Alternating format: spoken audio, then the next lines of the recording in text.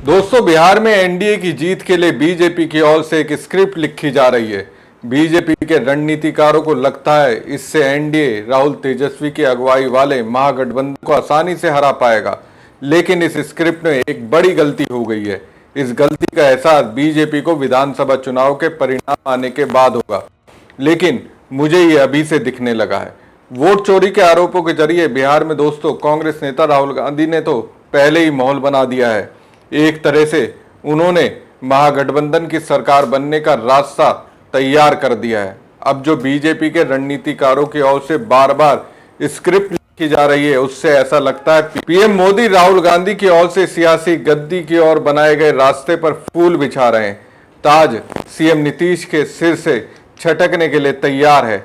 अब दोस्तों, मैं ये क्यों कह रहा हूं, इसे समझने के लिए आपको हमारे साथ आखिर तक बने रहना पड़ेगा। नमस्कार दोस्तों, मैं हूं परवीन सानी। दोस्तों, एक वक्त था पीएम मोदी और बिहार के मुख्यमंत्री नीतीश कुमार समकक्ष हुआ करते थे। ऐसा कभी दावा सियासी पंडित किया करते थे। नीतीश कुमार तो खुद पीएम मोदी के मुकाबले सीनियर मानते थे और मोदी को जूनियर। लेकिन उसके बाद एक नैरेटिव आया जिसमें यह कहा जाने लगा कि बिहार के कथित डबल इंजन की सरकार को एक ही इंजन यानी बीजेपी चला रही है और मुख्यमंत्री नीतीश कुमार को पीछे धकेल दिया गया है। इस आरोप में यह भी ऐड किया गया मुख्यमंत्री नीतीश कुमार को उनकी अपनी पार्टी के वैसे नेता जो बीजेपी की विचारधारा के नजदीक है अपने हिसाब से चला रहे हैं। लेकिन दोस्तों, पिछले 1-2 महीने से ऐसा हुआ जिससे मुझे लगता है सीएम नीतीश कुमार की ओर से किए जा रहे काम का क्रेडिट अब पीएम मोदी को मिलने लगा है। ऐसा माहौल बनाया जा रहा है जिससे लोगों के बीच ये बात गई इस समय बिहार को सीधे प्रधानमंत्री मोदी ही चला रहे हैं। दोस्तों, बिहार का चुनाव देश का चुनाव नहीं है। मोदी जी को पीएम पद से इस्तीफा देकर बिहार का मुख्यमंत्री नहीं बनना है। मुख्यमंत्री बनने की रेस में फिर से नीतीश कुमार ही हैं। तो सीधी सी बात है, अगर बीजेपी या कहें एनडीए को मुख्यमंत्री नीतीश कुमार को ही बनाना है तो नीतीश का ही चेहरा चमकदार दिखना चाहिए। लेकिन दिखाया किसे जा रहा है? प्रधानमंत्री नरेंद्र मोदी को। मोदी को हाईलाइट करने का मतलब क्या है? नीतीश कुमार ने पिछले 20 सालों में बिहार के लिए काम नहीं किया क्या? बिहार के लोग नीतीश के काम पर वोट नहीं देने वाले? ऐसे में विपक्ष जो जंगल राज की बात कहता है वो सच होती दिख रही है। दोस्तों, जो बात पहले इशारों में कही जा रही थी और पर्दे के पीछे थी, वो पिछले दिनों 26 सितंबर को तब खुलकर सामने आई जब मुख्यमंत्री महिला रोजगार योजना के लिए 75 लाख महिलाओं को 10,000 रुपए की सहयोग राशि बैंक में ट्रांसफर करने की महफिल को प्रधानमंत्री नरेंद्र मोदी ने लूट लिया और मुख्यमंत्री नीतीश कुमार कहीं पीछे छूट गए। अब दोस्तों, 4 अक्टूबर को एक बार फिर बिहार सरकार की अलग अलग घोषणाओं के लिए सजाई गई महफिल को भी प्रधानमंत्री नरेंद्र मोदी ने ही लूट लिया। दिलचस्प बात यह है कि बिहार और केंद्र की योजना से जुड़े 2 विज्ञापन छपे हैं, जिसमें एक में पहली तस्वीर प्रधानमंत्री नरेंद्र मोदी की और दूसरी तस्वीर मुख्यमंत्री नीतीश कुमार की है, जबकि दूसरे विज्ञापन में यह क्रम उलट गया है। इस विज्ञापन में आप देख सकते हैं मुख्य अतिथि के तौर पर मुख्यमंत्री नीतीश कुमार का नाम है, लेकिन सबसे ऊपर मोटे अक्षरों में लिखा है श्री नरेंद्र मोदी माननीय प्रधानमंत्री के कर कमलों द्वारा वीडियो कॉन्फ्रेंसिंग के माध्यम से। इसके बाद बिहार स्टूडेंट क्रेडिट कार्ड योजना, छात्रवृत्ति वितरण, बिहार युवा आयोग और भारत रत्न जननायक कर्पूरी ठाकुर कौशल विश्वविद्यालय के शुभारंभ और उद्घाटन की जानकारी दी गई है। इसमें पहली तस्वीर प्रधानमंत्री नरेंद्र मोदी की है और बाद की तस्वीर मुख्यमंत्री नीतीश कुमार की है। दूसरे विज्ञापन में भी प्रधानमंत्री नरेंद्र मोदी का नाम सबसे ऊपर है, हालांकि इनका फोटो साइज छोटा हो गया है।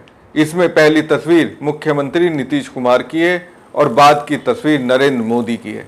इसमें लिखा है प्रधानमंत्री श्री नरेंद्र मोदी के कर कमलों द्वारा आईटीआई के टॉपर विद्यार्थियों का कौशल दीक्षांत समारोह में सम्मान। दोस्तों, यहाँ समझने वाली बात यह है कि कार्यक्रम में अगर आईआईटी के टॉपरों को सम्मानित करने का होता तो लोग इसे हजम कर लेते, लेकिन यहाँ Modi ji ITI industrial training institute के टॉपरों को सम्मानित कर रहे हैं।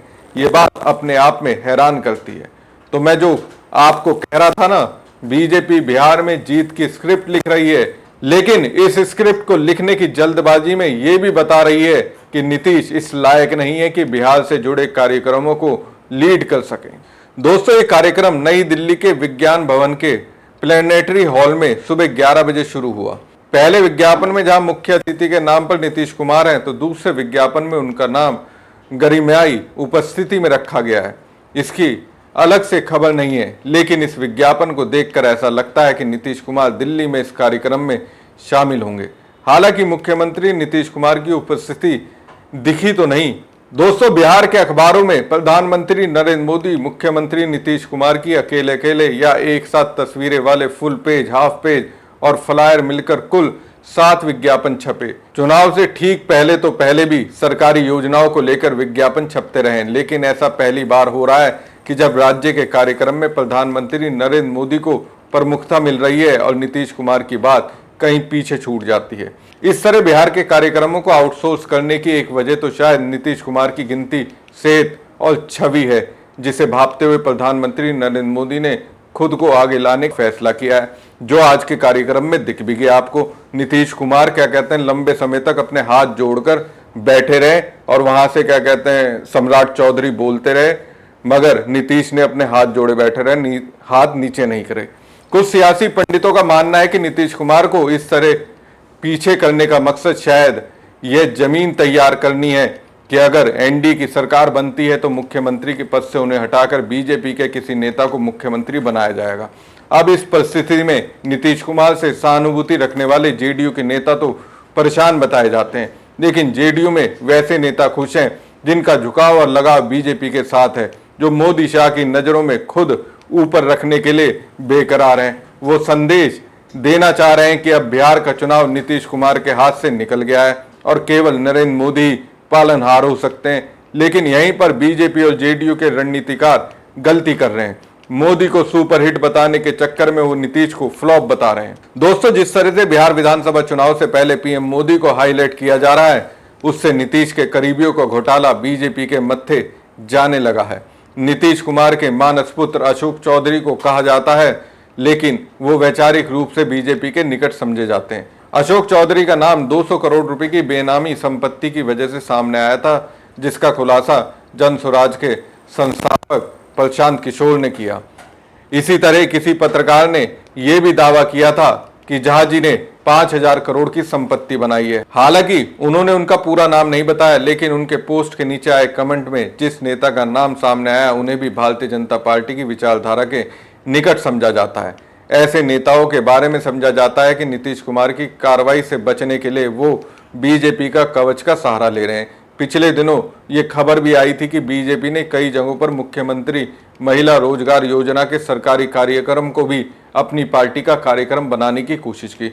मुख्यमंत्री नीतीश कुमार के कार्यक्रम को इस तरह भाजपा द्वारा हाईजैक करने पर जेडीयू की तरफ से शीर्ष नेतृत्व का कोई विरोध सामने नहीं आया, क्योंकि उन्हें बीजेपी के नजदीक माना जाता है।